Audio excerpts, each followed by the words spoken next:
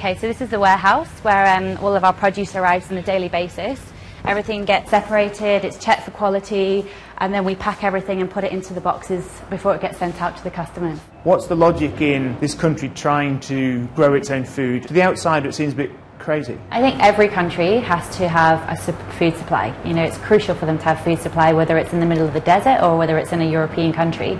And the UAE has become very aware of that. And a lot of the vegetables that you see here are grown inside greenhouses with the temperatures controlled. It still limits the variety, but a lot more can be grown throughout the region. As we're growing as a business, we need to have more supply. So we are looking at organic farms a little bit further afield in regional areas. But does that not kind of defeat the object? Because people think organic, they think local, they think good for the environment, a lower carbon footprint. If you then start flying tomatoes in from Jordan or oranges from Egypt, what's the point? If you can't get supply here, you have to look further afield, and rather than going to the other side of the world, it's better to go as close as you can to another source. You've also run a market stall, a farmer's market, and this is where people first started buying these boxes of fruit and vegetables. Is it purely marketing for the delivery? Is the home delivery business where you really make your money? There's a lot of people who miss the market scene in their home countries, so they like coming to the markets to kind of have that familiarity. It's a great place to showcase all of the beautiful fruits and vegetables. We built relationships with our customers, and it enabled us to understand the demand in the market for local organic produce.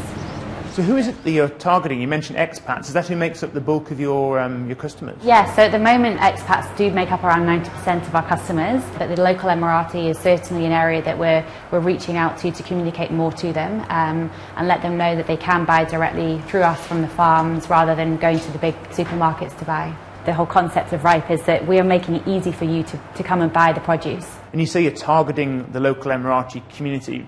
Why does that make sense for your business? They buy in bigger volumes, but it's their country. So if anybody's going to support the local agriculture and support, you know, the food supply within the region, it would be Emiratis. Okay, well, it looks like some of your deliveries have just arrived, so we'll let them get on with it. And let's go and have a look at the shop which you've set up, which is also part of your business.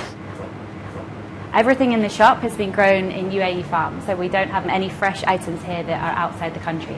How do these prices compare to what you'd pay in the supermarket? We've got some of the produce here. We've got a bag of peppers. They are 15 dirhams, which is about $4, and that seems quite expensive.